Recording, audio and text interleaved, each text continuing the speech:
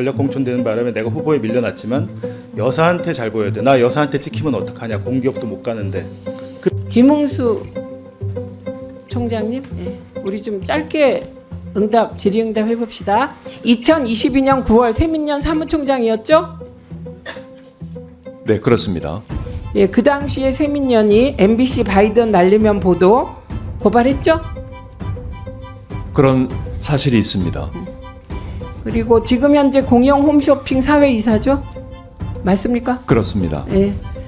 2022년 김대남이 강남구청장 후보 나왔을 때 대변인 맡으신 적 있습니까? 그때 맡았습니까? 안 맡았습니까? 맡은 적이 있습니다. 네. 2022년 교육감 선거 때 김대남 씨가 총괄선대본부장 증인이 대변인 한 일이 있습니까? 그런 적이 있습니다. 네, 두 분이 가깝게 느껴지네요. 객관적으로 보기에. 한 가지만 더 묻겠습니다. 민원 내셨죠? 방심위에. 네, 그렇습니다. 예. 그런데 아내, 딸도 같이 똑같은 민원 낸 사실이 있죠? 저희 가족이 함께 공동 참여한 적이 있습니다. 네, 들어가세요. 봉지욱 기자님 나와 주십시오. 이상한 일이 한두 개가 아닌데 김웅수 총장 역시 아내, 딸 등 네 명이 같이 민원을 냈습니다. 이거 혹시 취재하신 적 있습니까? 그러니까 작년 9월 4일 방송 민원도 이제 김웅수 사무총장 일가족이 먼저 냈고요. 9월 23일쯤 통신 민원, 저희 뉴스타파에 대한 처벌을 해달라고 낸 그 통신 민원도 김웅수 사무총장의 일가족이 가장 먼저 냈습니다. 그러니까 사실은 통신 가짜뉴스 신고센터를 유일임 위원장이 만들었는데 현판식이 걸리기 전전날에 어떻게 알고 민원을 냈더라고요. 그리고 제가 알기로 그 유일임 위원장과 김웅수 세민연 사무총장은 KBS 입사 동기로 알고 있습니다. 예. 다시 김웅수 총장님 잠깐만 나와 주실래요? 그 마이크를 좀 주실래요? 안 나오셔도 되는데. 네. 이 자리에서 위증하시면 처벌받습니다. 다시 네네. 고지 드립니다. 네. 예. 민원 내기 전에 네. 류일임 위원장이나 대통령실 관계자, 제가 지칭하는 대통령실 관계자는 김대남 씨입니다. 연락하거나 그 전에 만난 적 있습니까? 정확히 답변하세요. 네. 저는 지금 아니 언제를 지금 네라고 하신 건 무슨 뜻입니까? 시기를 여쭤보고 있던 겁니다. 정확히 제가 언제쯤을 말씀하시는 겁니까? 민원 내기 전에 네. 방심위에 네네. 민원 낸 후 혹은 그 전후에서 류일임 위원장이나 대통령실 관계자, 구체적으로 김대남 등과 연락하거나 만난 사실이 있으십니까? 그런 기억이 없습니다. 네, 안 만나셨어요? 네, 이게 위증하면 처벌받습니다. 들어가십시오. 네네. 네. 지금 봉지욱 기자님, 김웅수 씨가 답변하는 거 들으셨죠? 네. 그 답변 어떻게 생각하십니까? 저희가 뉴스타파 한겨레 비롯한 저희 언론자가 공동 취재단이 계속 취재를 하고 있는데요. 대통령실이 그 MBC 등 비판 언론 단체를 고발 사주한 사실에 이제 김웅수 세민연 사무총장이 연관되어 있고, 그리고 또 그 방심위 유일임 위원장을 비롯한 청구 민원 사건에도 김웅수 세민연 사무총장이 연관돼 있습니다. 그래서 저희들은 이 두 사건에 상당한 연관성이 있다고 보고요. 본인은 지금 아무 관련이 없다고 하시는데 저희는 그렇게 생각하지는 않습니다. 아마 저희가 이제 오늘 다 말씀을 못 드리겠습니다. 저희 모레 뉴스타파에서 보도할 예정입니다. 아, 그렇습니까? 김웅수 총장이 공영 홈쇼핑 사회이사가 됐어요. 이 정부 들어서 이게 특이한 현상 중에 하나는 김건희 여사를 적극 옹호하거나, 예를 들면 가정주부 운운한 분, 그리고 김건희 여사를 무슨 시집 출판 기념회 같은 행사에 초대하거나 이런 분들이 꼭 보상을 받아요. 이 김대남 씨의 경우도 MBC 바이든 날리면 보도 관련하여 고발한 데 대한 대가라는 의구심이 있습니다. 어떻게 생각하십니까? 그렇게 볼 수도 있지만 이제 그 41개 서울의 소리 이명수 기자가 그 41개 음성 파일을 갖고 있고, 저희도 이제 진작에 제공받아서 제가 쭉 내용을 봤는데요. 대통령실 소속 그 비서관 직무 대리가 총선에까지 나간 분이 단 한 번도 윤석열 대통령 얘기를 하지 않습니다.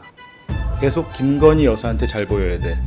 이원모 전 비서관 때 전략공천되는 바람에 내가 후보에 밀려났지만 여사한테 잘 보여야 돼. 나 여사한테 찍히면 어떡하냐. 공기업도 못 가는데. 그렇게 얘기하고 결국에는 실제로 그 얘기를 하고 공기업 관련 취업 얘기를 계속하다가 실제로 지난 8월 3일에 서울 보증보험 3억 상임 감사로 갔잖아요. 그때도 그 전에도 이미 계속 여사님 타령을 하고 있거든요. 실질적으로 이제 저는 대통령실의 민낯을 보여준 거다 이렇게 보고 있습니다. 네. 다음으로 권익위 총괄과장 나와 주실래요?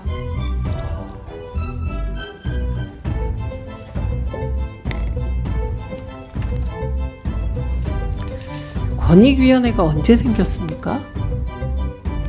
2008년도에 국민고충처리위원회, 국무총리 행정심판위원회, 국가청렴위원회 합쳐져서 권익위원회로 출범했습니다.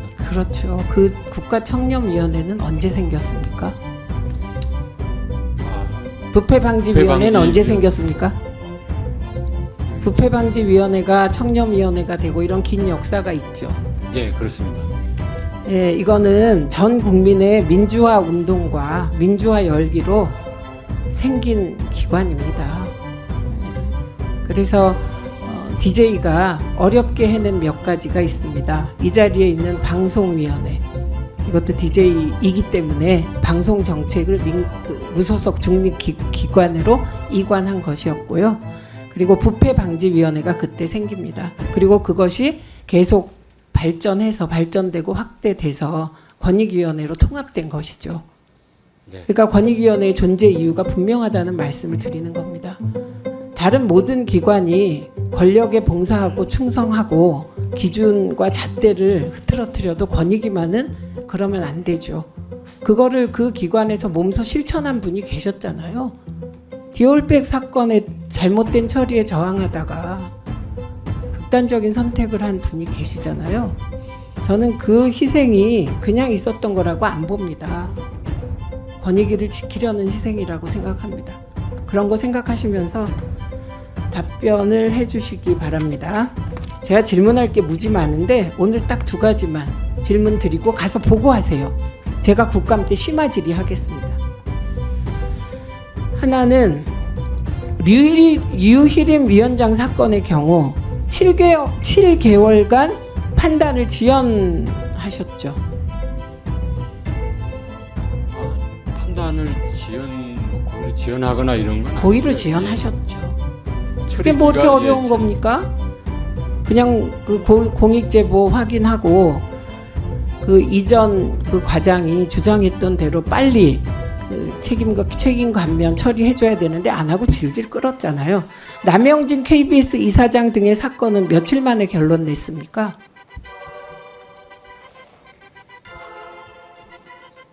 며칠 만에 결론 내셨어요? 제가 자료를 좀 보겠습니다.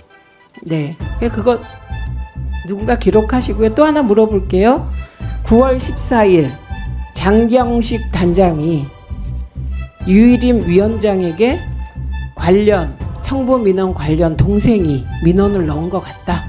이런 보고를 했다고 주장하는 쪽이 있고 본인은 부인합니다. 이거 수사하면 밝혀지겠죠. 언젠가 수사는 꼭 됩니다. 장경식 단장 조사했습니까? 저희 이해충돌 아니 그냥 조사했습니까? 안 했습니까? 권익위가? 사실관계 확인한 다음에 저희가 이제 전원의 의결로 처리한 건 맞습니다. 아니요. 장경식 단장 조사했냐고요. 그 조사라는 게 뭐 어떤 범인지 모르겠는데 어쨌든 신고 내용을 저희 법에 따라서 아니요. 신고 내용 장경식 확인해서요. 단장 조사했냐고요. 뭐 그거 그렇게 어렵습니다. 좀 답답해. 1분 더 주세요. 조사했습니까? 안 했습니까? 장경식 단장 권익위 조사 받았어요? 안 받았어요? 받았습니다. 어떤 형식으로 받았습니까? 서면 아니면 직접 대면 조사? 그 대면도 있었고요. 이렇게 서면으로 이렇게 제출한 것도 있었어요. 네. 그 다음에 9월 27일 이거 나중에 심화로 질문할 거라고 미리 알려드리는 거예요. 깜짝 질문 같은 거 하지 않습니까? 이건 그런 사안이 아니에요. 9월 27일 방심위 내부에 류희림 위원장은 왜 이해충돌 관련하여 그 조치 취하지 않냐는 글 올라온 사실이 있습니다. 이와 관련하여 부속실장 개입 여부 조사했습니까? 안 했습니까?